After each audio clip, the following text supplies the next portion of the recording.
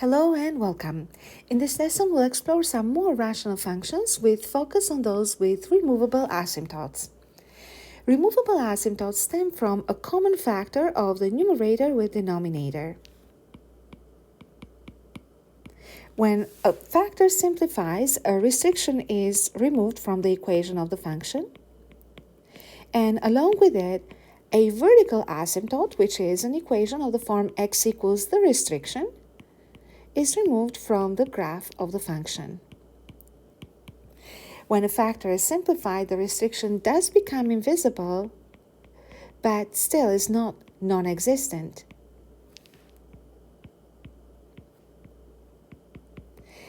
This will create a hole on the graph of the function. So let's take a look at a few examples and see how removable asymptotes are created and what they look like on the graph of a function. So the first example is an example of a linear over linear, and in order to see if we have a common factor, we need to factor both numerator and denominator. Nothing to factor in the numerator, but denominator has a common factor of 3. So we have 3 times 4x minus 3. Now we can see that we have a common factor which simplifies, and the equation of the function turns into y equals 1 over 3. Now, to keep the function the same, or equivalent, we will have to state a restriction that x has to be different than 3 over 4, because it's a removed restriction which is invisible in the simplified form of the function. Now, as you can see, the function in simplified form has no vertical asymptotes. But the restriction that we removed has created a removable asymptote, because if we didn't remove 4x minus 3, or if we didn't simplify, then a vertical asymptote would have been existent. So x equals 3 over 4 is the vertical asymptote. I'm going to leave the horizontal asymptote to the asymptotes to the end, because it's nicer when we follow a pattern. It makes more sense. So we'll focus only on the verticals for now. The next equation is x minus 2 over x squared minus 5x plus 6. Factor again.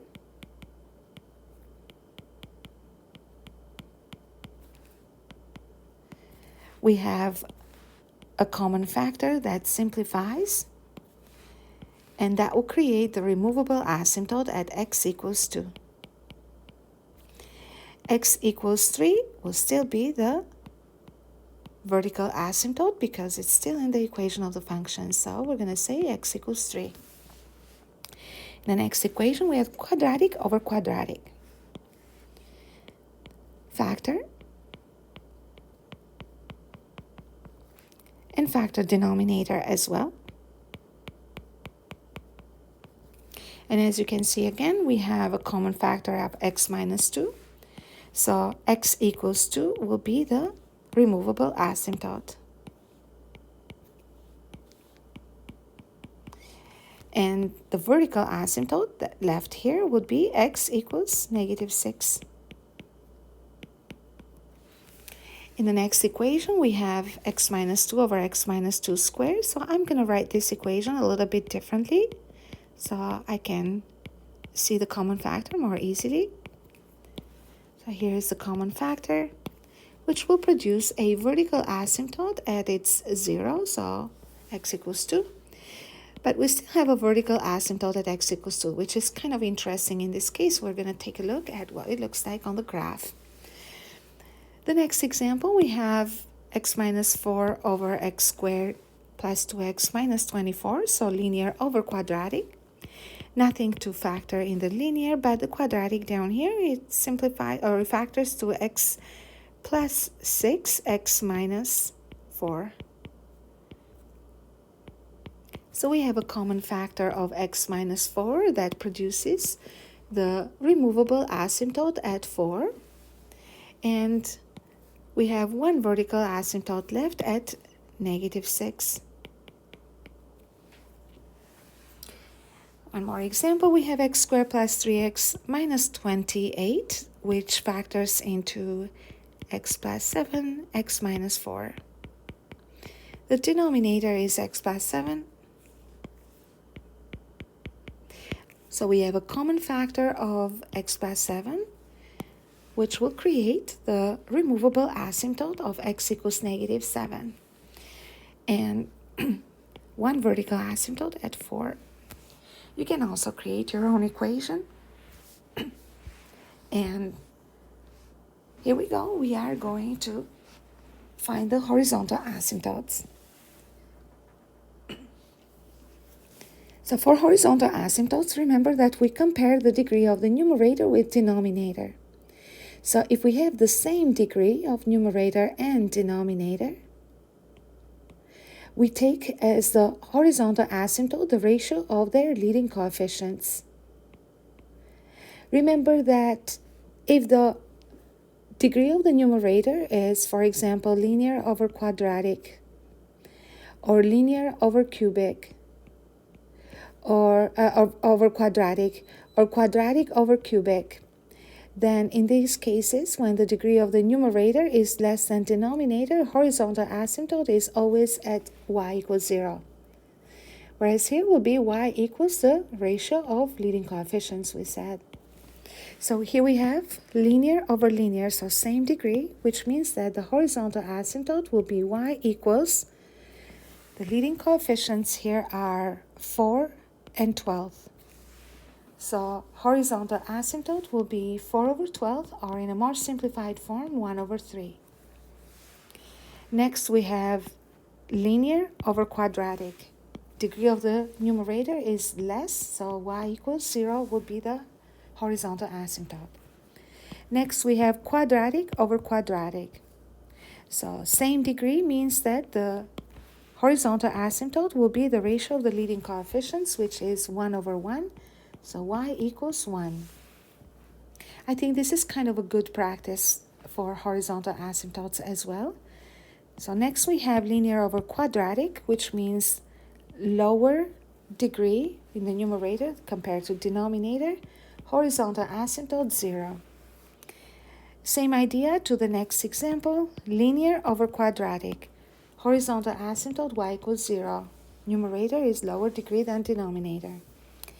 Now, in the next equation, we have a more interesting case. So we have quadratic over linear. So we haven't graphed such equations yet. But remember that in this case, what we end up with is a function of the form y equals x minus 4. And along with it, it has a restriction that x has to be different than negative 7. In this case, the equation of this function will be a straight line, y equals x minus 4, with a restriction at negative 7. So when we have linear graphs, we don't see the asymptote. We're going to explain this a little bit better when we study the oblique asymptotes in the coming lessons. So we're going to say that there are no horizontal asymptotes in this case. If you were to create your own equation, and you can be as creative as you want, I'm going to take an example of a quadratic. I would choose the factors so that one of them simplifies. For example, x plus 5.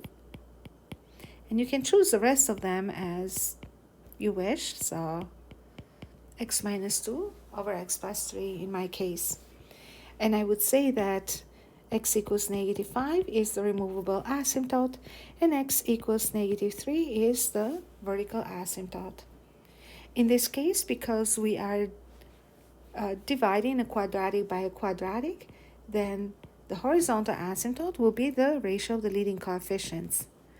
Now the leading coefficients here will be 1 for the numerator, 1 for the denominator, so y equals 1 will be the horizontal asymptote. So what we are going to do is graph a couple of functions here, and I am going to choose some of the more interesting ones. So I'm going to get started with the function I. So 4x minus 3 over 3 times 4x minus 3. Let's take a look at what it looks like. Y will be equal to 1 over 3. So let me put it here.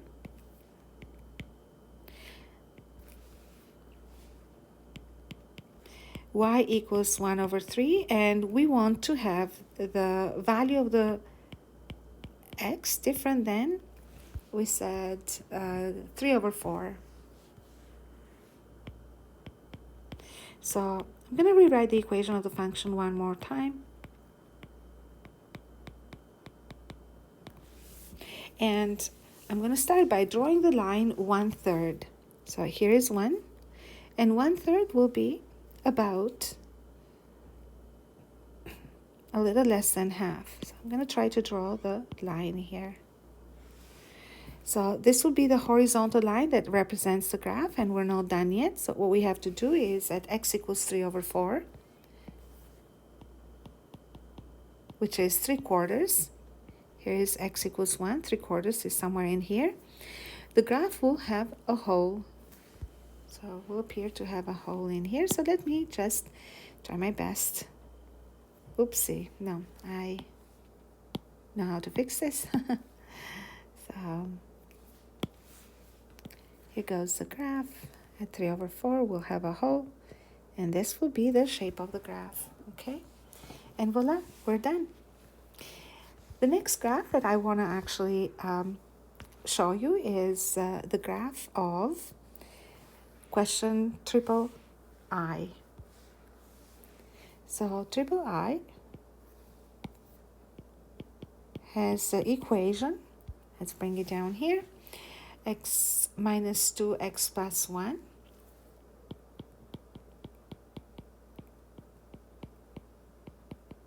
over x minus 2.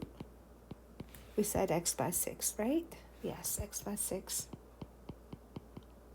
So we said that this function will have a removable asymptote at x equals 2 and vertical asymptote at x equals -6. So I'll start by drawing the vertical asymptote at -6. Oh, it's all the way down here. So I'll try to make the best I can here, and y equals 1 is the horizontal asymptote. So we're going to say that the shape of the graph of the function can be easily predicted by simply drawing the graph of x plus 1 over x plus 6. So we're going to give x a value to the left of -6 and to the right of -6. So for bigger than 6, we're going to have, let's say, -4. We have -4 plus 1 over -4 plus 6, so -3 over -2, so 3 over 2, or 1.5, which tells us that the graph of the function will appear above the horizontal asymptote. So here goes the graph, and here goes the graph here as well.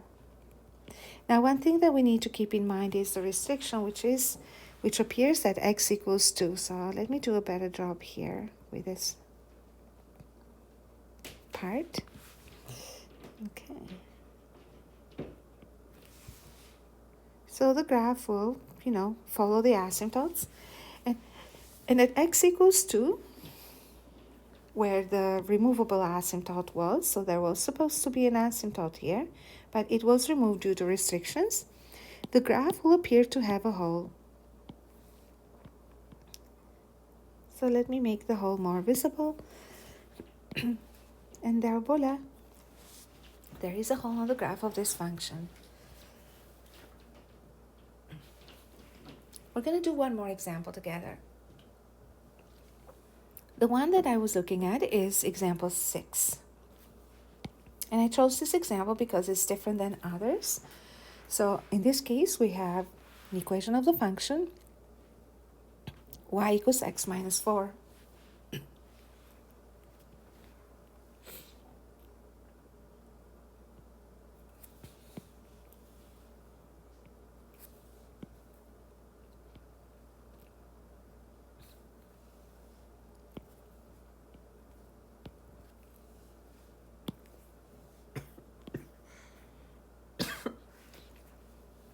The restriction is at -7.